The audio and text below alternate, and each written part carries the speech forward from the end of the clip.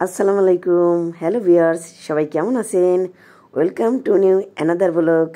আমি আজকের বন্ধের দিন কোথায় বেড়াতে যাচ্ছি আপনাদের সাথে সেইটাই শেয়ার করব। চলেন কোথায় যাচ্ছি। এই যে আমার হাজব্যান্ড গেট লাগাই ফেলছে, এখন আমরা নেমে যাচ্ছি সিঁড়ি দিয়া। চলেন আপনাদেরকেও নিয়ে যাব। একটু পরেই বলতেছে, একটু দেখেন ভিডিওটা।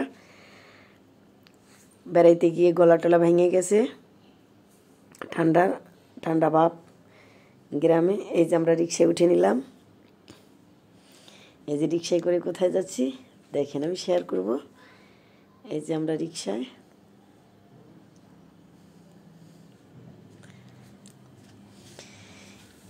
এই যে আমরা পুস্তাগুলা যাচ্ছি হেঁটে হেঁটে এখান থেকে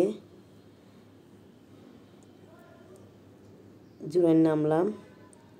এখন এই যে দেখেন, এইটার কি গাড়ি বলে জানি না, এই গাড়িতে উঠলাম। আমরা এখন যাব বিক্রমপুর। এই যে গাড়িতে উঠে বসছি, এটা বিক্রমপুর, আমার খালা শাশুড়ির বাড়িতে যাচ্ছি। চলেন ওখানে গিয়ে কী কী মজা করলাম সেটাই আপনাদের সাথে শেয়ার করব। ওখানে পদ্মা নদীতে নৌকা নিয়ে ঘুরছি, অনেক ঘোরাঘুরি করছি, কি খাইছি সব কিছুই আপনাদের সাথে একটু শেয়ার করব। এই যে আমাদের গাড়িটা এখন ছেড়ে দিল, আমার গলাটা বসে গেছে। আসলে বিক্রমপুর এত ঠান্ডা পড়ে আমার জানা ছিল না, পুরো আমার এক রাত্রি আমার ঠান্ডা লেগে গেছে। আর একটু নদীতে ঘোরাঘুরি করছি, এই জন্য বেশি। এই যে দেখেন গাড়িতে বসে আমি কী কিনে নিলাম, চাল ভাজা। এটা যখন কোথাও জার্নি করি তখন পথে কিছু খেতে ভালোই লাগে, পরে আমি এইটাই নিলাম। এই যে আমরা ওই গাড়িটা দিয়ে নামে এখন আমরা একটা অটোতে উঠলাম। এখন এই যে ফাইনালি আমরা এই যে এসে পড়ছি। অবশ্যই এইখানের আমি অনেক আগে একটা ভিডিও দিছিলাম, একটা বিয়ে অনুষ্ঠানে আসছিলাম এই আন্টির মেয়ের, সেখানে আবার আসছি। এই যে আমরা বাড়িতে ঢুকতেছি। চলেন, এই যে দেখেন ঢোকার রাস্তা, গ্রাম তো ভালোই লাগে। আমার ঢাকা থেকে আসতে 45 মিনিট সময় লাগছে, বেশি একটা লাগে না, রাস্তাঘাটে কোনো জ্যাম ছিল না। আর একদিন তো বলছিলাম এই ভিডিওতে যে আসলে এইখানের বাড়িঘরগুলো আমার কাছে খুব ভালো লাগে।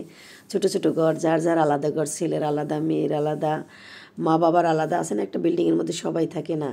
এই যে দেখেন আমাদের নাস্তা পানি দিল। এই যে এখন আমরা খেতে বসে গেলাম, সম্পূর্ণ ভিডিওটা করা হয় না, তাহলে সবাই বলবো রে বাবা বউ শুধু মোবাইল নিয়ে ব্যস্ত। এই কারণে এই যে আমরা এখন আসলাম একটু নদীর ঘাটে।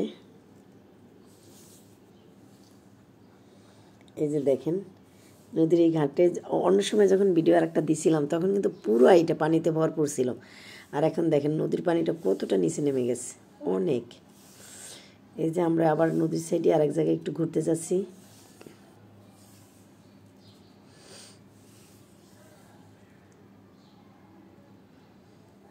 এই যে দেখেন, এই যে এখানে একটা নদীর একটা ঘাট, এখানে মানুষজন গোসল করে, পোলাপান অনেক মজা করতেছে, এখানে ভালোই লাগছে যে এইখানে আসলাম। দেখেন নৌকা বাঁধা ঘাটে, অনেকগুলোই নৌকা বাঁধা, আর এই যে অনেকে গোসল করতেছে।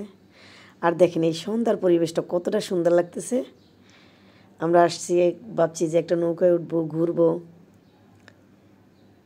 এই যে আমরা নৌকা পাচ্ছিলাম না, খুঁজতেছিলাম। এই ট্রলারওয়ালার সাথে কথা বললাম, উনিও যাবে না বললো, পরে ফাইনালি একটা নৌকা নিয়ে নিলাম। এই যে দেখেন একদম আমাদের মাঝখানে নিয়ে গেছে, কিন্তু এখন পদ্মা নদীতে অনেক পানি কম। তারপর আমি মাঝিকে জিজ্ঞেস করলাম যে এখানে কতটুকু পানি হবে, আপনার মতো 3 জন দাঁড়াইলেও মানে সীমানা পাবে না।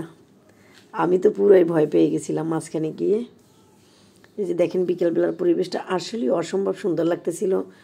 আপনারাও এখানে যাইতে পারেন, আসলে বেশি একটা দূরে না। ঢাকার থেকে পুস্তাগোলার থেকে এই লেগুনা না কি বলে, লেগুনার চেয়ে একটু বড়গুলা, এই গাড়িগুলো একদম ওখানে নিয়ে যায়। এই যে দেখেন আবার এই নদীর মাঝখানে আবার একটা চর। আমরা বিশেষ করে এই চরটাই উঠতে চাইছিলাম, কিন্তু জুতায় কাদা লাগবে, তার কারণে উঠি নাই। এই যে দেখেন চরটা আপনাদের একটু দেখাচ্ছি। আর এই যে লোকজন, এরা আবার মাছ ধরে।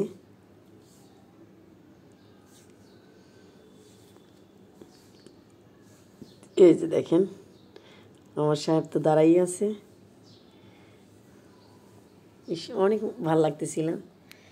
এই যে সবাইকে আমি টাটা দিয়ে দিলাম, সবাই দোয়া করবেন আর অবশ্যই আমাকে একটু সাপোর্ট করবেন। পেস্টের অবস্থাটা বেশি ভালো না, মন চাচ্ছে না চালাতে, তারপরও আর কি ভালো কিছুর আশায় একটু ব্লগ করে যাচ্ছি, একটু ভিডিও করে যাচ্ছি। আপনারা যদি সবাই একটু সাপোর্ট করেন তাহলে হয়তো আমি আরও সামনে আগাতে পারবো। এই যে দেখেন এখানে পরিবেশটা একদম সন্ধ্যা হয়ে গেছে, অনেক ভালো লাগতেছিল আমার। যদি ভিডিওটা ভালো লাগে অবশ্যই লাইক কমেন্ট শেয়ার দিয়ে পাশে থাকবেন। আপনাদের একটা লাইক কমেন্ট শেয়ারে আমার হয়তো অনেক উপকার হতে পারে, এই জন্য একটু সাপোর্ট করবেন, সবার কাছে অনুরোধ। এই যে আমরা আবার নৌকোটা ব্যাক করে আসতেছি। সবাইকে ধন্যবাদ, সবাই ভালো থাকবেন, বোনের পাশে থাকবেন।